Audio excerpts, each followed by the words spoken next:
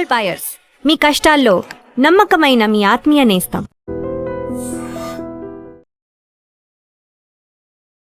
నమస్తే, నేను Kavitha. Welcome to I dream news and నిజాలు. ఈ శుక్రవారమే డీల్ కుదరబోతోంది. అగ్రిమెంట్ మీద సంతకాలు చేయబోతున్నాము. హర్ముజ్ జలసంధి త్వరలోనే ఓపెన్ కాబోతోంది అనేటువంటి మాటల్ని అమెరికా అధ్యక్షుడు డొనాల్డ్ ట్రంప్ అనౌన్స్ చేశారు. బట్ డీల్కి సంబంధించి ఏది ఏమైనా మేము మాత్రం అనుకున్నది సాధించి తీరుతామనే మాటని ఇజ్రాయెల్ చెప్తోంది. ఒకవేళ హర్ముజ్ జలసంధి ఓపెన్ అయినప్పటికీ మొత్తం క్లియర్ కావడానికి దాదాపుగా 6 నెలల కాలం పడుతుంది అనేటువంటి అంచనాలు ఉన్నాయి. ఆల్ ఆఫ్ సడన్గా ఇప్పుడు అమెరికా అధ్యక్షుడు డొనాల్డ్ ట్రంప్ ఇరాన్ ముందు తల వంచారా, లేకపోతే వాళ్ళకి సరెండర్ అయ్యారా అనేటువంటి అనాలిసిస్లు ఎందుకు వినిపిస్తున్నాయి? మనతో పాటుగా ఉన్నారు సీనియర్ జర్నలిస్ట్ సురేష్ కొచాతిల్ గారు. సార్ నమస్తే. సో ఇరాన్ ముందు అమెరికా అధ్యక్షుడు తల వంచారు, ఒక సరెండర్ అయ్యారు అనేటువంటి అనాలిసిస్ ఎందుకని వినిపిస్తోంది ఇప్పుడు? ఎప్పుడైనా ఒక ఒప్పందం చేసినప్పుడు మనకేం వచ్చింది వాళ్ళకేం ఇచ్చారని వస్తుంది. ఇది బేసిక్ ఉంటుంది. ఇంగ్లీష్లో అంటే the devil is in the details అంటారు. ఒక విన్ విన్ సిచ్యువేషన్ ఉండాలి ఇద్దరికి. అంటే అట్లీస్ట్ విన్ విన్ కాకపోతే మీరు అప్పర్ హ్యాండ్ ఉన్న, మీరు సూపర్ పవర్, వాళ్ళేమో చిన్న ఒక దేశం, వాళ్ళ మీద ఎంత బాంబింగ్ చేసిన తర్వాత మీరేం సాధించారు, ఇప్పుడు వాళ్ళు సాధించుకున్నారు, అదొకటి. దీంట్లో 5-6 మెయిన్ పాయింట్స్ ఉన్నాయి కవిత గారు. మనం చాలా రోజు డిస్కస్ చేస్తున్నాం, కానీ ఇప్పుడు ఒక ఫైనల్ స్టేజ్కి వస్తుంది. ఈ ఫ్రైడే కల్లా ప్రెసిడెంట్ ట్రంప్కి డాక్యుమెంట్ రిలీజ్ చేయాల్సి వస్తుంది. నిన్నమే వీళ్ళు సంతకం పెట్టారు, సంతకం పెట్టలేదని కాదు, we all signed it off. కానీ ప్రెసిడెంట్ ట్రంప్కి అది ఆయన బర్త్డే రోజు చేయాలని ఉండే, నేను వచ్చి చేసేసిండు ఆయన సంతకం. వైస్ ప్రెసిడెంట్ వ్యాన్స్ పెట్టి అటువైపు గలిబాఫ్ పెట్టి. కానీ ఇప్పుడు ఒక ఫార్మల్ సైనింగ్ సెరమనీ స్విట్జర్లాండ్లో పెడుతున్నారు. అది ఓన్లీ ఫర్ ఆప్టిక్స్ సేక్, ఎందుకంటే అగ్రీ చేసుకున్నారు టెక్స్ట్. ఆ టెక్స్ట్ ఏంటి అది చాలా ఇంపార్టెంట్. దీంట్లో పాకిస్తాన్ ప్రధానమంత్రి షబాజ్ షరీఫ్ ఒక ట్వీట్ చేసిన తర్వాతనే ఇది న్యూస్ బయటకు వచ్చింది. కానీ ఒప్పందం ఫైనలైజ్ చేసింది ఖతార్ వాళ్ళు, నాట్ పాకిస్తాన్. పాకిస్తాన్ రోల్ లేకుండే దాంట్లో. దాని కారణాలు ఉన్నాయి. ఎందుకంటే ఖతార్ అన్నారంట, ఇప్పుడు మీరు పక్కన జరిగిపోండి, వీ విల్ హ్యాండిల్ ఇట్ నా అని చెప్పి ఖతార్, యూఏఈ, సౌదీ అరేబియా కలిసి ఈ డీల్ చేశారు. ఈ 3 దేశాల మీద ఇరాన్ లాస్ట్ 2 వారాల నుంచి అసలు బాంబింగ్ చేయలేదు, మిసైల్స్ కొట్టలేదు, డ్రోన్ చేయలేదు, ఏం చేయలేదు. వాళ్ళు కువైత్ మీద చేశారు, బహ్రెయిన్ మీద చేశారు, ఈవెన్ మన అటువైపు జార్డన్ మీద కూడా చేశారు. కానీ వీళ్ళ మీద బాంబులు, ఎందుకంటే వీళ్ళు ముగ్గురు కలిసి ఆల్మోస్ట్ $100 బిలియన్ పేమెంట్ చేశారంటే ఇరాన్కి. ఒక ఏం చెప్తారు, సుపారీ పేమెంట్ లాగా, రివర్స్ సుపారీ లాగా అయిపోయింది ఇది. మమ్మల్ని కాపాడుకోండి, మమ్మల్ని ఏం చేయకండి, డబ్బులు మీరు తీసుకోండి, మా ప్రోడక్ట్స్ని వెళ్ళనియండి through the strait of Hormuz. So దాంతో మాకు ఆ డబ్బులు మేము ఒక 1-2 వారాలు మాకు వచ్చేస్తుంది ఆ డబ్బులు, లేకుండా నెల లోపల వచ్చేస్తుంది. Let hour ships start moving. So దానికోసం ఇరాన్ అలౌ చేస్తున్నారు వాళ్ళ షిప్స్ని. ఇప్పుడు ప్రెసిడెంట్ ట్రంప్ యుద్ధానికి వెళ్ళినప్పుడు అమెరికన్ మీడియా ఛానల్స్ కానీ అమెరికన్ పొలిటీషియన్స్ అడుగుతుంది, మీరు దేనికి వెళ్ళారు అక్కడ? ఇదే ప్రశ్నలు ఏం సాధి ఇదే ప్రశ్న అక్కడ నెటన్యాహు దగ్గర అడుగుతున్నారు. కానీ నెటన్యాహుకి ఇంకో ఏముంది, ఆయన ఇంకా యుద్ధం ఆపలేదు. Is very clear. వాళ్ళ డిఫెన్స్ మినిస్టర్ కూడా చెప్పారు, మేము యుద్ధం ఆపట్లేదు, మీరు ఏమని చేసుకోండి, we're not a banana republic అన్నారు వాళ్ళ డిఫెన్స్ మినిస్టర్. చాలా క్లియర్ అన్నమాట. ఈరోజు పొద్దున ప్రైమ్ మినిస్టర్ నెటన్యాహు వాళ్ళ నేషన్ అడ్రస్ చేసి చాలా క్లియర్గా చెప్పారు, మాకు ఈ ఒప్పందంతో ఏ సంబంధం లేదు, మేము లెబనాన్లోనే ఉంటాం, southern Lebanon will be with us. ఇప్పుడు ఈ డిస్కషన్ మొదలయ్యే 10 నిమిషాల ముందు ఇరాన్ది ఒక కొత్త స్టేట్మెంట్ వచ్చింది వాళ్ళ ఫారిన్ మినిస్టర్ వైపు నుంచి, లెబనాన్ లేకుంటే మీ ఒప్పందం ఉండదు అని చెప్పి. ఇప్పుడే డిస్ప్యూట్ మొదలైపోయింది. మనం 60 రోజుల గురించి మాట్లాడదు, కానీ ఇప్పుడు డిస్ప్యూట్ స్టార్ట్ అయింది. ఇరాన్కి కావాల్సిన లెబనాన్, ఎందుకంటే వాళ్ళకి తెలుసు, వాళ్ళు ఒకసారి ఇక్కడ సీజ్ ఫైర్ అక్కడ కాకపోతే డెఫినెట్గా ఇజ్రాయెల్ వాళ్ళు మొత్తం ఫోకస్ అక్కడ పెడతారు దాని మీద. అది జరుగుతుంది కూడా. ఆల్రెడీ బేరూట్ మీద బాంబింగ్ చేయవచ్చు, ఆల్రెడీ చేశారు మొన్న. అండ్ సదర్న్ లెబనాన్లో అక్కడే ఉంటారు వాళ్ళు, లిటనీ రివర్ దాకా ఉన్నారు వాళ్ళు. ప్రెసిడెంట్ ట్రంప్ దగ్గర అడిగే ప్రశ్నలు ఏంటంటే, మీరు యుద్ధానికి ఎందుకు వెళ్ళారు? ఒకటి రెజీమ్ చేంజ్ అన్నారు, రెండవది యురేనియం అన్నారు, మూడవది మిస్సైల్స్ అండ్ డ్రోన్స్ మ్యానుఫ్యాక్చరింగ్ మొత్తం ఆపేయాలన్నారు, నాలుగవది వీళ్ళ సపోర్ట్ టెర్రరిస్ట్ గ్రూప్స్కి సపోర్ట్ ఇవ్వకూడదు, ఫైనాన్స్ సపోర్ట్ కానీ, మిసైల్ సపోర్ట్ కానీ, ఆయుధాల సపోర్ట్ ఏదైనా కానివ్వండి, అది హెజ్బుల్లా, హమాస్, హూతీలు. ఐదోదేమో టోటల్ సరెండర్ అన్నారు. ఏం కాలేదు. ఇప్పుడు అమెరికన్ ఛానల్స్ నవ్వుతూ ఏమంటున్నారంటే, ప్రెసిడెంట్ ట్రంపే సరెండర్ చేశారు, ఆయన ముందు చెప్పలేదు కదా ఎవరు surrender, I want total surrender అన్నారు. ప్రెసిడెంట్ ట్రంపే సరెండర్ చేశారు. ఎందుకంటే ఇరాన్కి వచ్చిన బెనిఫిట్స్ చూడండి. ఒకటి, వాళ్ళకి డబ్బులు ఆల్రెడీ వచ్చేసినాయి. $100 బిలియన్ అంటే చిన్న అమౌంట్ కాదు. ఇప్పుడు యుఏఈ కానీ ఈవెన్ ఖతార్ ఏమంటున్నారంటే ఇది ఒక డెవలప్మెంట్ ఫండ్గా ఇస్తున్నాం, వాళ్ళు చాలా మటుకు వాళ్ళ ఇన్ఫ్రాస్ట్రక్చర్ కంప్లీట్గా ధ్వంసం అయిపోయింది, సో వాళ్ళకు ఒక లోన్ లాగా ఇస్తున్నాం, సాఫ్ట్ లోన్ లాగా. అది వాళ్ళు కట్టర్లే, అది ఇంకోటి మాట, బేసిక్ ప్రొటెక్షన్ మనీ ఇది.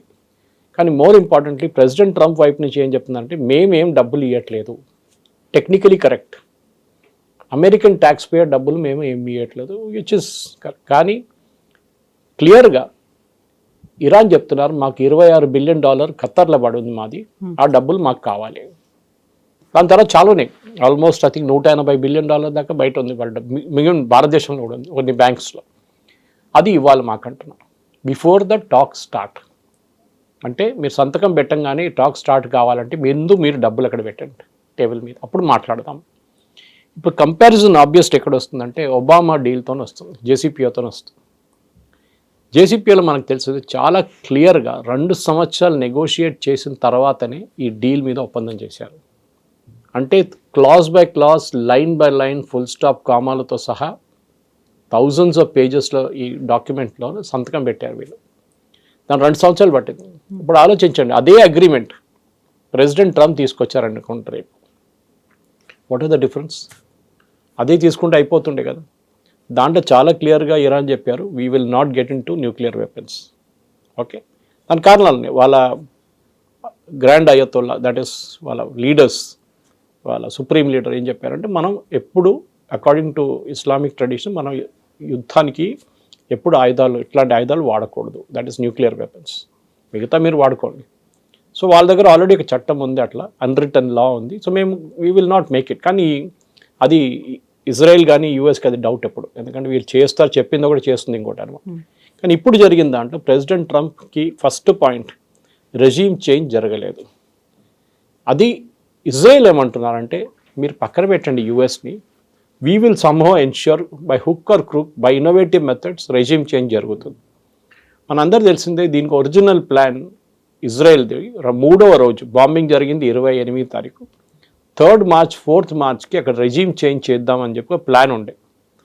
దాంట్లో మెయిన్ రోల్ కర్డిష్ రెబెల్స్ ఉండే. కర్డిష్ రెబెల్స్ ఇరాక్ వైపు నుంచి వచ్చి ఆయుధాలు తీసుకొచ్చి ఇరాన్లో ఉన్న బార్డర్ టౌన్స్ మీద అటాక్ చేస్తారు అనుకున్నారు ఫస్ట్. అప్పుడు ఈ ఆర్మీ అంతా డైవర్ట్ అవుతుంది, అంటే వీళ్ళ రెవల్యూషనరీ గార్డ్స్ అందరూ అటువైపు వెళ్ళిపోతారు ఇరాక్ వైపు. అప్పుడు ఇజ్రాయెల్ ఏమో కమాండో యూనిట్స్ దింపి అక్కడ వీళ్ళ ఎక్స్ ప్రెసిడెంట్ అక్కడ ఉన్నారు అహ్మదీనెజాద్ అని చెప్పేసి, ఆయన్ని తీసుకొచ్చి ప్రెసిడెంట్ చేద్దాం అనుకున్నారు. కానీ అక్కడ 2-3 ప్రాబ్లమ్స్ అయిపోయినాయి. ఒకటి, అహ్మదీనెజాద్ ఇంటి మీద దాడి జరిగింది ఇజ్రాయెల్ వాళ్ళది. ఇజ్రాయెల్ ఏమంటున్నారంటే ఎయిర్ రైడ్లో మేము వాళ్ళ సెక్యూరిటీ గార్డ్ని కొట్టడానికి ట్రై చేసాము, కానీ బహుశా తప్పు ఆయన మీద కూడా పడ్డదంట బాంబ్, హీ గాట్ ఇంజర్డ్, ఆయన కోపం వచ్చింది.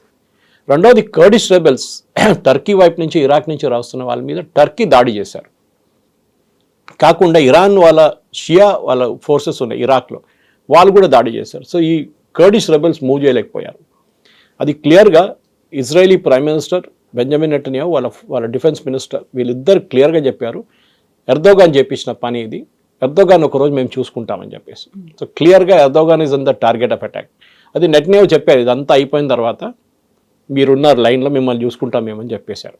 అది వాళ్ళకి ఎప్పుడు పడదు. So that is the main thing. Turkey and Israel next ఒక ఫ్రాంటియర్ రాబోతుంది. ఇప్పుడు జరిగిన దాంట్లో ఫస్ట్ సరెండర్ జరగలేదు, రెజీమ్ చేంజ్ జరగలేదు.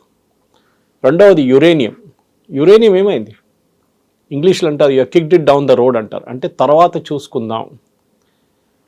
ఒబామా 2 సంవత్సరాలు ఎందుకు తీసుకున్నారు, వీళ్ళు 60 రోజులు సాధిస్తారంటే కాదంటున్నారు. Most of the nuclear experts American channels కానీ యూరోపియన్ ఛానల్స్ వచ్చి మాట్లాడుతున్నారంటే చాలా కాంప్లికేటెడ్ ఇష్యూ. యాక్చువల్లీ సార్ట్అవుట్ అయిపోయింది.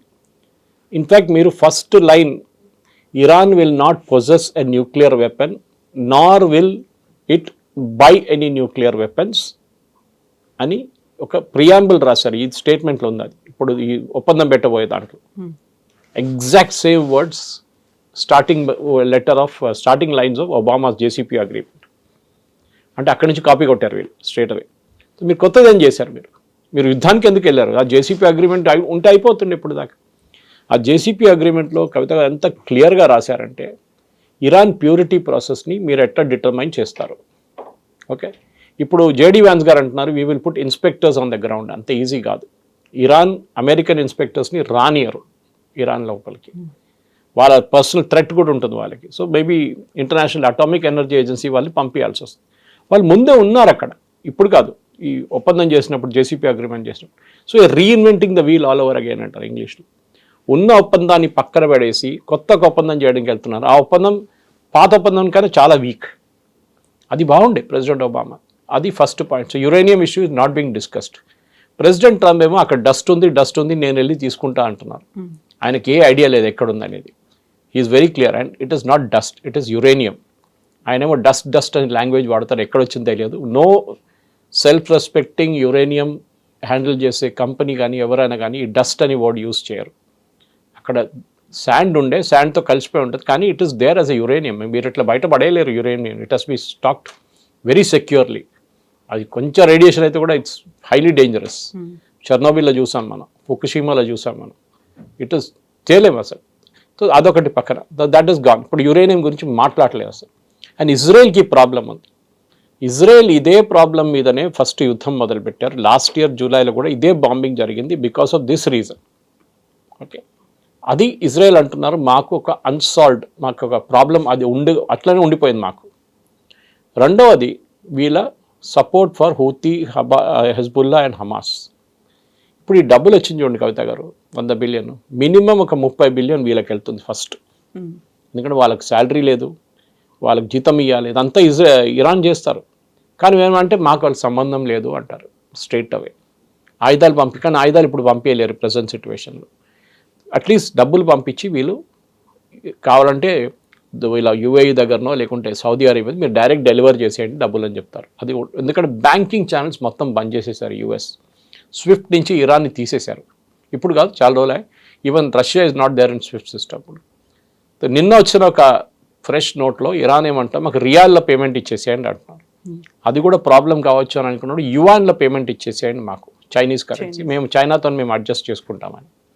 సో ఆ చర్చలు నడుస్తున్నాయి. బికాస్ ఇది బయటకు వచ్చి ఒఫిషియల్గా యుఎస్ ఇన్వాల్వ్డ్ అంటే మళ్ళీ ప్రెసిడెంట్ ట్రంప్కి పెద్ద ప్రాబ్లం కాబోతుంది. ఆయన ఏమంటారంటే ఇప్పుడు మేమేం చేయలేదు అని చెప్పాను చూడండి, వాళ్ళు ఇచ్చున్నారు, వాళ్ళ ఏదో అకౌంట్స్ ఉంది, వాళ్ళు సెటిల్ చేసుకున్నారు, మేమేం చేయాలి, వీ కాంట్ డూ ఎనీథింగ్ అంటారు president Trump. That is very easy excuse అన్నమాట. నెక్స్ట్ ఇప్పుడు మూడో point is missiles and drones. ఇప్పుడు వీళ్ళు చెప్పిన మాట ప్రకారం మనం ఇంత బాంబింగ్ చేసాం, 2600 మిషన్స్ చేసాం, అన్ని సైట్స్ బాంబ్ చేసాం. కానీ ఇప్పుడు కూడా యుఎస్ ఇంటెలిజెన్స్ ఏమంటున్నారంటే వాళ్ళ దగ్గర 70% వాళ్ళ మిసైల్స్ అట్లనే ఉంది ఇరాన్ దగ్గర. ఈవెన్ ఆఫ్టర్ 115 రోజుల తర్వాత కూడా. Yes, and after so much of bombing, మీరు ఇంత బాంబింగ్ చేసిన తర్వాత కూడా మీ అక్కడ ఇంకా వాళ్ళ దగ్గర 70% ఉంది. అంటే వాళ్ళకి ఇప్పుడు సీజ్ ఫైర్ రాబోతుంది, దాంతోపాటు డబ్బులు వచ్చినప్పుడు వాళ్ళు మళ్ళీ 100% దాకా తీసుకెళ్తారు. అంటే Iran will remain an omni present threat. రేపు ప్రెసిడెంట్ ట్రంప్ ఒక స్టేట్మెంట్లో లాస్ట్ లైన్ ఒకటి చెప్పారు, నేను మొన్న జరిగిన ఒక ప్రెస్ నోట్లో ఆయన, అంటే వాళ్ళ ట్రూత్ సోషల్లో, ఇది అన్నీ కాకపోతే లాస్ట్ మేము మళ్ళీ బాంబు వేస్తాం ఇరాన్ మీద. వినకపోతే, మేము చెప్పినట్టుగా ఫాలో అవ్వకపోతే ఇట్ విల్ నాట్ హ్యాపెన్ కవిత గారు. టెల్ మై స్ట్రేట్ అవే చెప్తాను, ఈ 60 రోజులు మినిమం ఒక 3 సంవత్సరాలకి వెళ్తుంది మినిమం. ఇరాన్కి తెలుసు గేమ్ ఎట్లా ఆడాలని. వాళ్ళు దీనికన్నా ముందు కూడా చేశారు, ఒబామాతో చేశారు, దానికన్నా ముందు సద్దాం హుసేన్తో ఆడారు వాళ్ళు ఇదే ఆట. They will know how to drag లాస్ట్లో ఫ్రస్ట్రేట్ అయిపోతారు ఎవరైనా కానీ. And even president Obama team, అది జాన్ కెరీ, వీళ్ళందరూ ఉన్నారు ఆ టీంలో, వాళ్ళు కూడా చాలా ఫ్రస్ట్రేట్ అయిపోయారు. కానీ ఎందుకంటే ఒక లాజికల్ ఎండ్కి వస్తుందని వాళ్ళకి అనిపించింది ఇంత డిస్కషన్ చేసిన తర్వాత. అది కాదు కదా, స్టీవ్ విట్కాఫ్ కానీ జారెడ్ కుష్నర్ కానీ యురేనియం స్పెల్లింగ్ కూడా మొత్తం తెలుసో తెలియదు, హాఫ్ లైఫ్ అంటే ఏమో తెలుసు, they don't know anything about it. మొన్న వెళ్ళారంట ఏదో యుఎస్ ఫెసిలిటీకి వెళ్ళి యుఎస్లో యురేనియం గురించి నేర్చుకోవడానికి 5 రోజులకి వెళ్ళారంట. It is not a classroom teaching session ఇది, మీరు అట్లా నేర్చుకోవడానికి. దానికి ఎక్స్పర్ట్స్ని తీసుకురావాల్సి వస్తుంది. ఎక్కడుంది యురేనియం, 400 కిలోలు ఉన్నాయి, what status it, what purity it is, దాన్ని డిటర్మైన్ చేయడానికి ఏం చేస్తారు, ఎవరు డిటర్మైన్ చేస్తారు, దీని తర్వాత దీన్ని ఏం చేస్తారు, ఎక్కడ తీసుకెళ్తారు, either take it out of the country or అక్కడే దాన్ని డైల్యూట్ చేయాలి. ఆ డైల్యూషన్ ప్రాసెస్ ఏంటి, ఎవరు చేస్తారు, ఎవరు డిటర్మైన్ చేస్తారు. ఇరాన్ చెప్తారు రేపు మేము చేసేసాం అయిపోయింది అంటారు. How can you trust Iran? మీరు ఎట్లా ట్రస్ట్ చేస్తారు? ఐఏఈఏ రావాల్సి, వాళ్ళ ఎక్విప్మెంట్ మొత్తం తీసుకురావాలి, టెస్టింగ్ ఎక్విప్మెంట్ తీసుకొచ్చి దీన్ని డిటర్మైన్ చేయాల్సి వస్తుంది. At the same time Iran దగ్గర ఉన్న టెక్నాలజీ, సెంట్రిఫ్యూజ్ టెక్నాలజీ, దీని నుంచి కొంచెం యురేనియం పక్కన పెట్టేసి మళ్ళీ వాళ్ళు అదే సెంట్రిఫ్యూజ్ టెక్నాలజీ వాడుకుంటే it will become a problem again. సెంట్రిఫ్యూజ్ని ఏం చేయాలి, దాన్ని డెస్ట్రాయ్ చేయాలని అది ఇరాన్ అనుమతించరు. వెరీ ఎక్స్పెన్సివ్ సెంట్రిఫ్యూజ్ అంట. మనం కాలేజ్లో ఎక్స్పెరిమెంట్ చేస్తున్నట్లు కాదు ఇది. These are huge cylindrical aluminium and radioactive handle చేసే కెపాసిటీ ఉన్నది ఉంటుంది. సో అది దాన్ని ఫ్రీజ్ చేయాల్సి వస్తుంది. అంటే దాన్ని సీల్ చేసి మనం ఎప్పుడు చేస్తాం చూడండి, మన గవర్నమెంట్ ఆఫీసులలో లాక్ చేసేసి పెట్టేసేయాల్సి వస్తుంది. That is second step. మూడవది, ఈ యురేనియంని దీని తర్వాత వాళ్ళ పీస్ఫుల్ పర్పసెస్కి వాడుకోవాలి. ఇన్ఫ్యాక్ట్ లాస్ట్ 10 సంవత్సరాల ముందు ఒక బాంబింగ్ క్యాంపెయిన్ నడిచింది. అది బహుశా యుఎస్ చేశారో ఇజ్రాయెల్ చేశారో నాకు గుర్తులేదు, కానీ ఇట్ హ్యాడ్ హ్యాపెండ్. వీళ్ళది ఒక న్యూక్లియర్ ప్లాంట్ మీద కొట్టారు. అప్పుడు ఏం జరిగిందంటే ఆ ప్లాంట్ ఇప్పుడు ఇట్ ఈస్ మాత్ బాల్డ్ అంటారు, అంటే దాన్ని మొత్తం సీల్ చేసి పెట్టేశారు, లైక్ చెర్నోబిల్ లాగా. దాన్ని మళ్ళీ రీఓపెన్ చేయాలంటే వాళ్ళకి బయట ఉన్న హెల్ప్ కావాల్సి వస్తుంది, మోస్ట్లీ రష్యన్ హెల్ప్ కావాల్సి. అది అనుమతిస్తారా యుఎస్? ఎందుకంటే మళ్ళీ వీళ్ళు న్యూక్లియర్ ప్రోగ్రామ్ మాది ఓన్లీ పీస్ఫుల్ పర్పసెస్కి అంటున్నారు. So they will have to వాళ్ళు అలౌ చేయాల్సి వస్తుంది ఆ ప్లాంట్ ఓపెన్ చేయడానికి. కానీ ఆ ప్లాంట్ ఓపెన్ చేస్తే రేపు మళ్ళీ ఆ ప్లాంట్ నుంచి మళ్ళీ యురేనియంని కన్వర్ట్ చేసుకుంటారని అమెరికాకు ఒక భయం ఉంది, ఇజ్రాయెల్ కూడా ఉంది ఆ భయం. అది it's a very complicated thing. ఇది మనం బయట నుంచి కనిపిస్తున్నప్పుడు చాలా అయిపోయింది. ప్రెసిడెంట్ ట్రంప్ అన్నారు strait of Hormuz is open, start your Motors, start your ships, let the oil flow అన్నారు. ఇరాన్ అన్నారు నో, మేము 60 days దాకా వెయిట్ చేస్తాం, దాని తర్వాత మీరు ఒప్పందం పెట్టకపోతే మేము స్ట్రెయిట్ ఆఫ్ హార్మోజ్ని మళ్ళీ అదే పాత స్టేట్కి తీసుకొచ్చేస్తాం, వీ విల్ ఛార్జ్ ఫీజ్ అన్నారు. టోల్ అనలేదు, ఈసారి ఫీజ్ అంటున్నారు. ఎనీవే అది యూఎస్ అయితే డినై చేశారు, టోటలీ నథింగ్ డూయింగ్ అని చెప్పారు. చూద్దాం, అది నెగోషియేటింగ్ టాక్టిక్ ఉండొచ్చు బహుశా. అది గేమ్ ఆఫ్ బ్లఫ్ అంటాం మన ఇంగ్లీష్లో. ట్రంప్ కార్డ్ లేకున్నా కానీ మనం ట్రంప్ కార్డ్ ఉన్నట్లు యాక్టింగ్ చేస్తామన్నమాట. ఇది ఉన్నప్పుడు నాలుగోది వీళ్ళ డ్రోన్స్ అండ్ మిసైల్ ప్రొడక్షన్. అది చైనా నుంచి వీళ్ళకి మేజర్గా ఎక్విప్మెంట్ వస్తుంది. డ్రోన్ తయారు చేసే ఎక్విప్మెంట్ కానీ దానికి కావాల్సిన అల్యూమినియం పార్ట్స్ కానీ మిగతా పార్ట్స్, ఎలక్ట్రానిక్ పార్ట్స్ అంతా చైనా నుంచి వస్తాయి.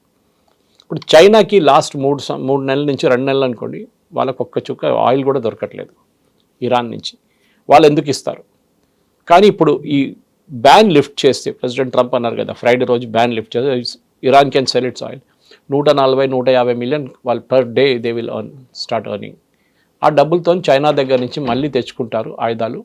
చెక్కింగ్ ఏమి ఉండదు, ఎందుకంటే strait of Hormuz is open. మళ్ళీ ఇరాన్ వాళ్ళ ప్రొడక్షన్ పెంచుకుంటారు. నేను చెప్పాను చూడండి, 70% నుంచి 100% తీసుకెళ్ళిపోతారు వాళ్ళు. ఇది ఇజ్రాయెల్కి ఎప్పుడు ఒక థ్రెట్గా ఉండిపోతుంది. ఇజ్రాయెల్ ఒకటే కాదు, చుట్టుపక్కల అన్ని దేశాలకు. ఇరాన్ ఇస్ ప్రూవ్డ్ ఈ యుద్ధంతో వాళ్ళకు ఒక్క ప్రూఫ్ ఏంటంటే గల్ఫ్లో ఉన్న ఏ దేశం దగ్గర లేని పవర్ వాళ్ళ దగ్గర ఉందని చూపించారు వాళ్ళు. That is a great achievement. అది మనం డినై చేయలేం, రైట్ ఆర్ రాంగ్ అన్నమాట. Exactly. So for the first time అనుకుంటాను ఒక డేని కూడా ప్రిస్క్రైబ్ చేసి చెప్పారు. ఈరోజు ఫ్రైడే రోజు ఇది అయిపోతుంది, జేడీ వ్యాన్స్ దానికి సంబంధించి ఒక డీల్ని సైన్ చేస్తారు అని. G7 సమ్మిట్కి ఆయన వెళ్తున్నటువంటి మాటలు ఆ టైంలో ఎంత ఇస్తారు అనుకుంటే ఆల్మోస్ట్ 1.15 lakh crore అమౌంట్ని చుట్టూ ఉన్నటువంటి గల్ఫ్ కంట్రీస్ అయితే దానికి ఇస్తాయి. దానికి సంబంధించినటువంటి ప్రాసెస్ ఇంకా స్టార్ట్ కాలేదు. ఇవన్నీ కూడా శుక్రవారం తర్వాత జరుగుతాయి అనుకుంటే 6 నెలల కాలం ఎందుకు పట్టబోతుంది? అక్కడ ఉన్నటువంటి పెండింగ్లో లేకపోతే అక్కడ స్టాగ్నేట్ అయిపోయి ఆగిపోయి ఉన్నటువంటి షిప్స్ అన్నీ వచ్చినప్పటికి కూడా మొత్తం వరల్డ్ వైడ్గా ఆయిల్ సంక్షోభం అనేది ఉంది. అది అంతా సెటరేట్ అవ్వడానికి 6 నెలల కాలం పడుతుంది. ఎందుకలా? ఒకటి, స్ట్రెయిట్ ఆఫ్ హార్మోజ్లో మైన్స్ ఇంకా ఉంది కవిత గారు. సీ మైన్స్ తీయలేదు ఇంకా. దానికి కావాల్సిన షిప్స్ అమెరికా దగ్గర లేదు. That's irony of it. America physically lift చేస్తారు, అది ఎవరైనా చేస్తారు అది. కానీ దీనికి డెడికేటెడ్ మైన్ చెక్కింగ్ ఎక్విప్మెంట్ కావాలి. దీనికి మైన్ స్వీపర్స్ అంటారు దాన్ని. ఇప్పుడు కొత్త టెక్నాలజీలో ఉన్న మైన్ స్వీపర్స్ యూకే దగ్గర ఉంది, ఫ్రాన్స్ దగ్గర ఉంది. ఫ్రాన్స్ వాళ్ళ దగ్గర ఒక అండర్ గ్రౌండ్ డ్రోన్తోని వాళ్ళ ఒక మైన్ స్వీపర్ డెవలప్ చేశారు. అది ఇప్పుడు సౌదీ అరేబియా కోస్ట్ దగ్గర ఎక్కడో పడుంది ఆ షిప్, దాన్ని పంపిస్తారు బహుశా ఇప్పుడు. కానీ ఇది ఎన్ని మైన్స్ ఉన్నాయి, ఎక్కడుంది, ఎవరికి తెలియదు. This is a big problem. So ఇదొక ఆన్గోయింగ్ ప్రాసెస్ ఉంటుంది. పక్కనే షిప్ వెళ్తుంటుంది, వీళ్ళకి డిమైనింగ్ చేస్తుంటారు. సో 6 నెలలు అనేది ఇట్స్ అ ఫిగరేటివ్ థింగ్. ఇప్పుడున్న 86 షిప్పుల్ని బయటికి తీసుకురావాలి ముందు, దట్ ఇస్ ద టాస్క్. దాని తర్వాత ఆయిల్ ఫ్లో చేయాలి, అంత ఈజీ కాదు. Qatar, Bahrain, Kuwait and even Saudi Arabia వీళ్ళ రిఫైనరీ కానీ వీళ్ళ ప్రొడక్షన్ ఫెసిలిటీ మీద ఇరాన్ దాడి చేశారు. అది కంప్లీట్గా డిస్ట్రాయ్ కాలేదు, కానీ ఇప్పుడు కూడా ఖతర్ వాళ్ళ స్టేట్మెంట్ ప్రకారం we can finish it in 3 weeks to 6 weeks to 8 weeks. అంటే ఒక 2 నెలలు పట్టొచ్చు. 2 నెలల్లో 3 నెలల్లో వీళ్ళు వాళ్ళ ఫెసిలిటీ రిపేర్ చేస్తే వాళ్ళ గ్యాస్ కానీ ఆయిల్ కానీ ఫ్లో చేయడం మొదలు పెడతారు. ఫస్ట్ ప్రయారిటీ అది ఉంటుంది. ఫర్టిలైజర్ దాని తర్వాత స్టార్ట్ అవుతుంది ప్రొడక్షన్. తో ఫుడ్ క్రైసిస్ లోకంలో ఇప్పుడు మన దగ్గర ప్రాబ్లం లేదు కవిత గారు. చాలా సీరియస్ ఫుడ్ క్రైసిస్ ఆఫ్రికాలో ఉంది, ఈవెన్ అమెరికాలో ఉంది. అమెరికాలో ఉన్న ఫార్మర్స్ రైతులకి ఫర్టిలైజర్ అందట్లేదు. వాళ్ళు ఒక క్రాప్ కావాలంటే ఈసారి పోస్ట్పోన్ చేస్తూ అంటున్నారు వాళ్ళు. మన దగ్గర రబీ అంత ఖరీఫ్ వస్తుంది కదా, అట్లనే వాళ్ళ దగ్గర కూడా వన్ క్రాప్ వాళ్ళు ఈసారి క్యాన్సిల్ చేస్తారంట. ఆలోచించండి. సో ఫుడ్ క్రైసిస్ అనేది చాలా పెద్దగా, మన దగ్గర ప్యాడీ కల్టివేషన్ బాగానే ఉంది. ఈ సంవత్సరం కూడా తెలంగాణలో అట్లీస్ట్ మన పీడిఎస్ సిస్టమ్ కూడా బాగానే ఉంది, కానీ ఈవెన్ ప్రొక్యూర్మెంట్లో బాగా జరుగుతుంది మన దగ్గర. ఇప్పుడు ప్రాబ్లం లేదు. కానీ ఆఫ్రికా చాలా మటుకు సౌత్ ఈస్టర్న్ నేషన్స్ దగ్గర బియ్యం లేదు. ఏం చేస్తారు? గోధుమలు లేదు. Where you get it from question అది. సో ఒక పెద్ద ఫుడ్ క్రైసిస్ రాబోతుందని ఈవెన్ యునైటెడ్ నేషన్స్ వాళ్ళ ఆర్గనైజేషన్స్ చెప్తున్నారు. వరల్డ్ ఫుడ్ ఆర్గనైజేషన్ ఒకటి, ఫుడ్ FAO అని చెప్పి, ఫుడ్ అండ్ అగ్రికల్చర్, వాళ్ళు కూడా చెప్పారు ఇట్స్ మేజర్ క్రైసిస్ రాబోతుంది. సో బహుశా కొంచెం స్పీడప్ చేస్తే, ఒకసారి ఎరువులు బయటికి రావడం మొదలు పెడితే, దాని తర్వాత మీథేన్ గ్యాస్, ఎంత బై ప్రోడక్ట్స్ ఇదంతా. The first priority put the oil in the market. నిన్న ఉన్న బ్రెంట్ క్రూడ్ ప్రైస్ కానీ మిగతా ముజ్బాన్ వాళ్ళ rate, Saudi Arabian oil rate 76కు వచ్చేసింది ఇవాళ, $76 which is what it was first week of March.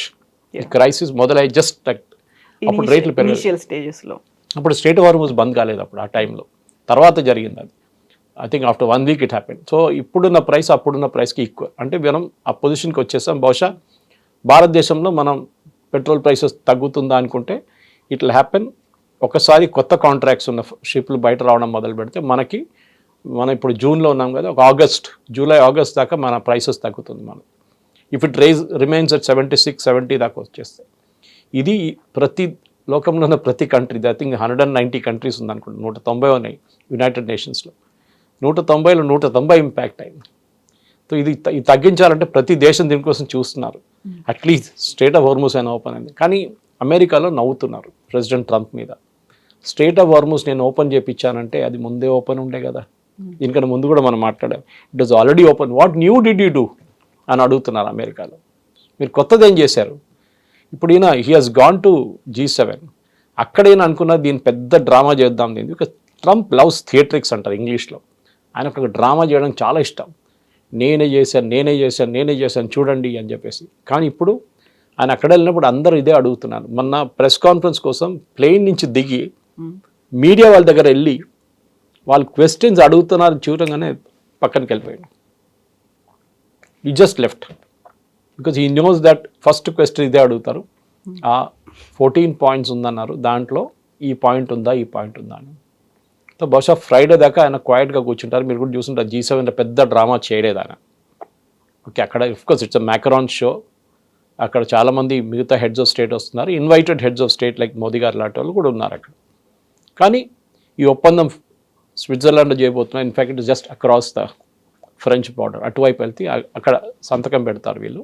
Few kilometres distance అంటున్నారు. నాకు కూడా ఎగ్జాక్ట్ జాగ్రఫీ గుర్తులేదు. కానీ ఈ ఒప్పందం పెట్టడంలో ఇట్స్ ఓన్లీ ఒక ఆప్టిక్స్ అన్నాం మన ఇంగ్లీష్లో, అంతే.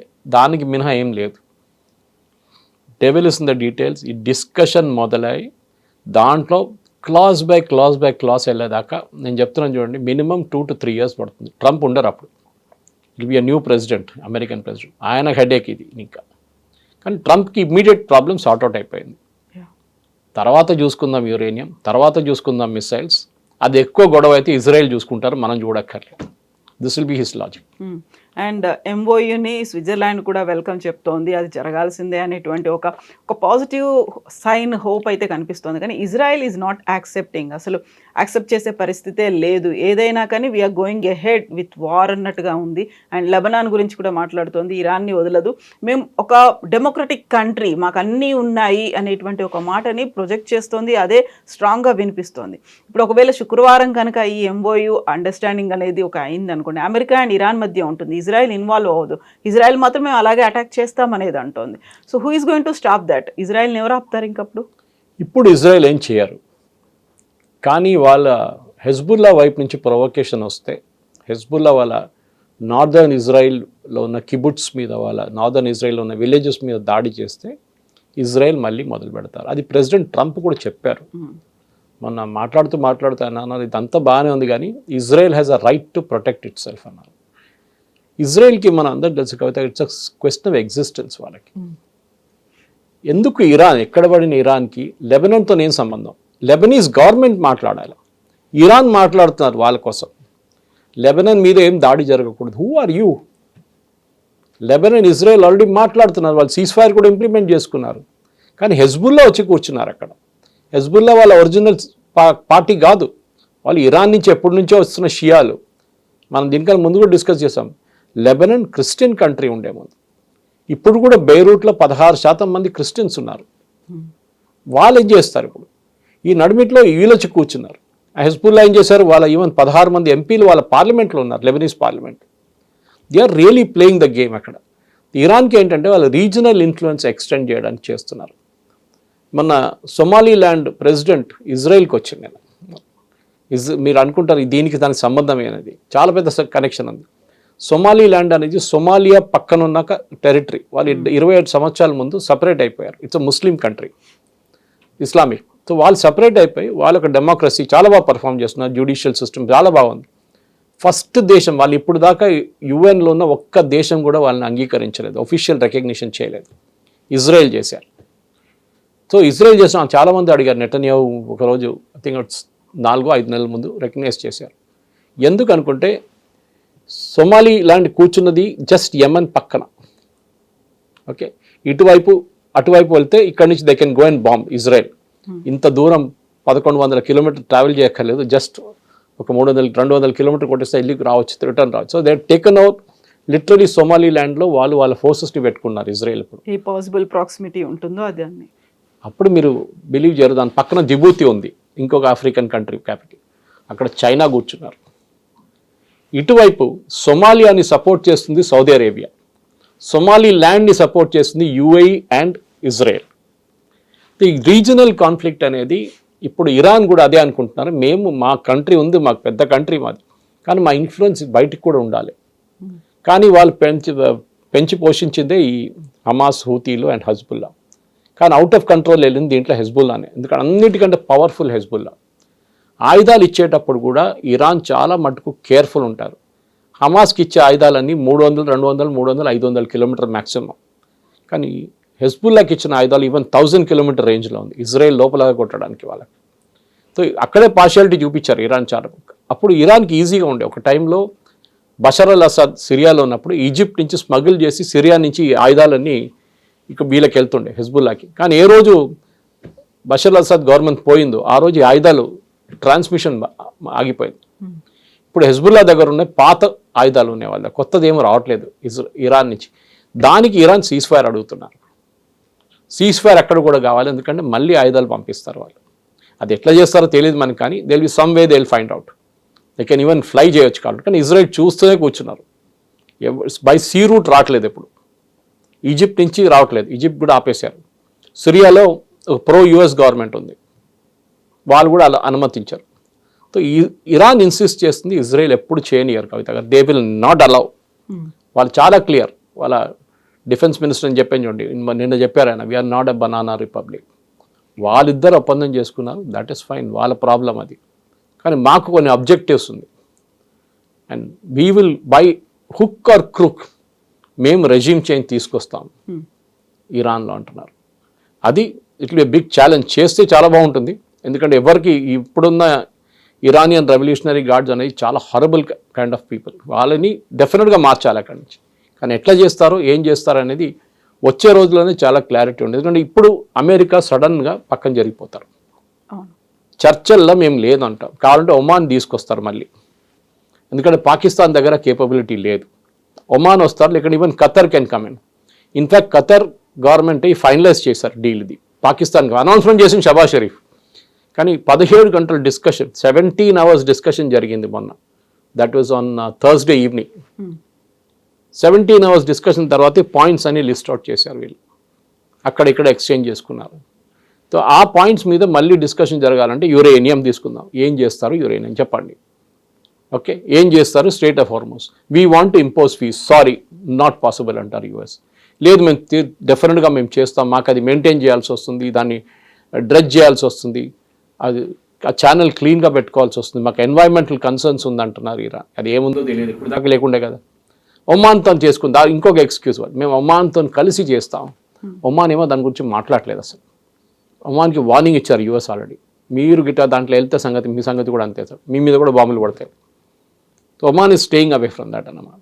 కానీ రాబోయే ఫ్రైడే ఈ డాక్యుమెంట్ రిలీజ్ అయిన తర్వాత మనకి దీని గురించి ఇంకా డీటెయిల్స్ రాబోతుంది. దాని నడిమిట్లో అమెరికాలో జరుగుతున్న డిబేట్ చూస్తే ప్రెసిడెంట్ ట్రంప్కి యుద్ధం ఆపిందా మంచిది, లేకుంటే యుద్ధం కంటిన్యూ చేస్తే బాగుంటుందని ఒక థాట్ ప్రాసెస్ మొదలైంది. ఇప్పుడు ఏం చేయాలి ఆయనకి ఇప్పుడు అర్థం కావట్లేదు. ఈ wants some how get out from that war. Petrol prices, diesel prices, gas prices తగ్గించాలి ఒక్కటే ఆయనకి. దాని తర్వాత ఏం జరుగుతుందో తర్వాత చూసుకుందామని.